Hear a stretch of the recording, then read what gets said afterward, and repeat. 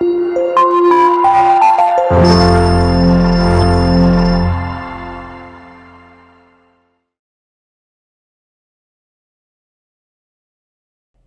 बच्चों, कैसे हैं आप? उम्मीद करती हूँ आप बढ़िया और एकदम मज़े में होंगे। बच्चों, आज हम पढ़ेंगे एक पाठ जिसका नाम है अंगों की हड़ताल। हृदय राम की अध्यक्षता में शरीर के अंगों की एक सभा जुटी और सब मिलकर नारे लगाने लगे। अध्यक्षता यानी उसकी अध्यक्ष जो था वो कौन था? हृदय राम।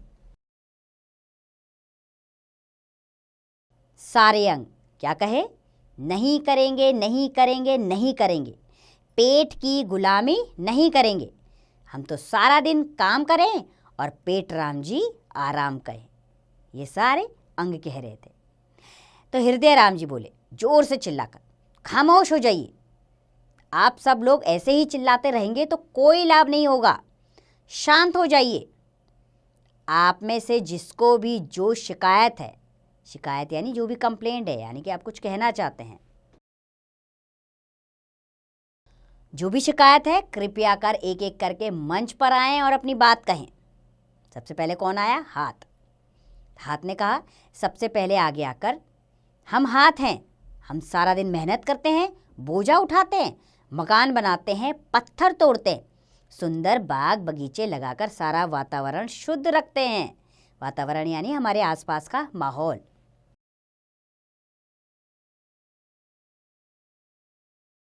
अरे नालियाँ तक तो हम ही खोदते हैं और यह पेट, यह सिर्फ आराम करता है, सिर्फ आराम।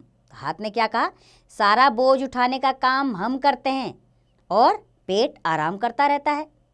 तभी पैर ने बोला, वाह भाई वाह, यह भी खूब रही। हम ही तो हैं जो तुम्हें एक जगह से दूसरी जगह ले जाते हैं। हाथ और पैर का तो जन्म जन्म का नाता है। तभी आँख ने कहा, क्यों अपने मुंह मियाँ मिट्ठू बन रहे हैं दोनों? हम आंखें अगर तुम्हें सही रास्ता ना दिखाएं तो तुम ठोकर खाकर गिर पड़ो इन ऊबड़ खाबड़ रास्तों पर। ऊबड़ खाबड़ यानी टेढ़े मेढ़े। सब हड्डी पसली बराबर हो जाए। आपने क्या कहा कि अगर हम तुम्हें रास्ता नहीं दिखाएंगे तो तुम तो गिर पड़ोगे, फिर कैसे काम करोगे? दिमाग ने कहा, अरे मैं ही हूं तो असली चीज यानी दिमाग। सोच समझकर सही समय पर सही काम करने की सलाह देता हूं। सलाह यानी तुमको परामर्श। अब हृदय राम बोले, और अगर मैं धड़कना बंद कर दूं तो क्या हो?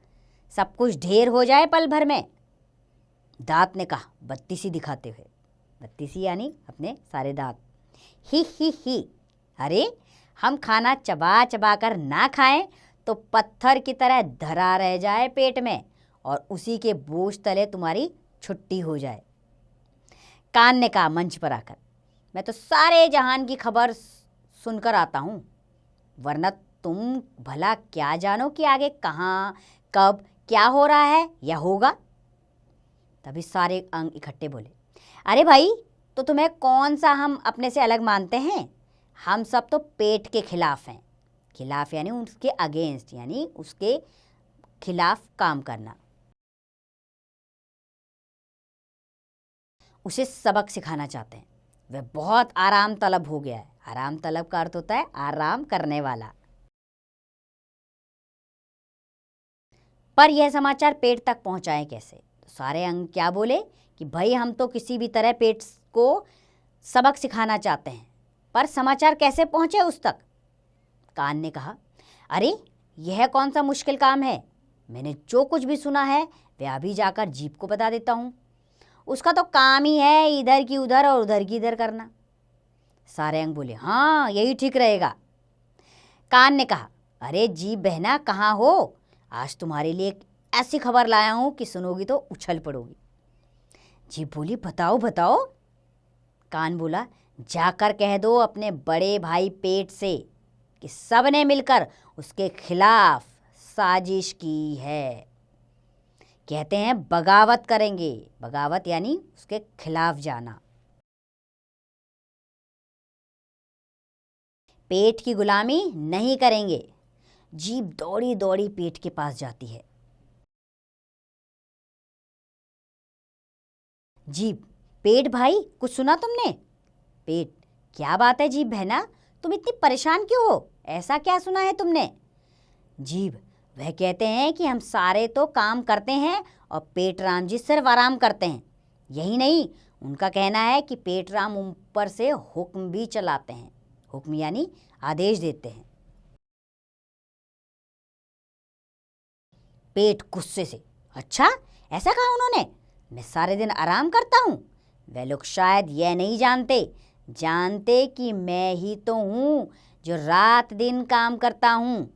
रात को जब सब सो जाते हैं तो मैं उस वक्त भी काम में लगा रहता हूँ। ठीक है, देख लूँगा उन सबको। जीभ दौड़ी दौड़ी सबके पास वापस जाती है। जीभ, सुनो, सब सुनो, पेट कहता है कि सबको देख लूँगा। शाम को 8 बजे पेट ने आवाज़ लगाई। पेट ने कहा, क्यों भाई 8 बजने को आए, आज खाना वाना नहीं बनेगा क्या? मेरी तो भूख के मारे जान निकली जा रही है। सारे अंग बोले, हम सब बीमार हैं, हो सके तो तुम अपना बना लो और हमें भी खिला दो।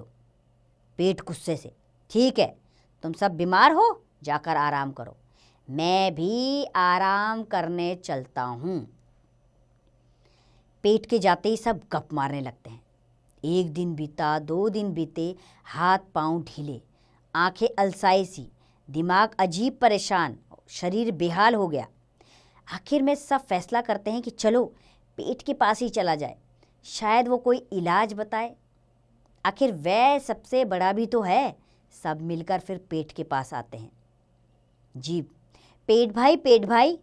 पेट बोलता है, कौन है, आराम करने दो। सारे अंग कहते हैं, पेट भाई हमसे गलती हो गई, हमें माफ़ कर दो।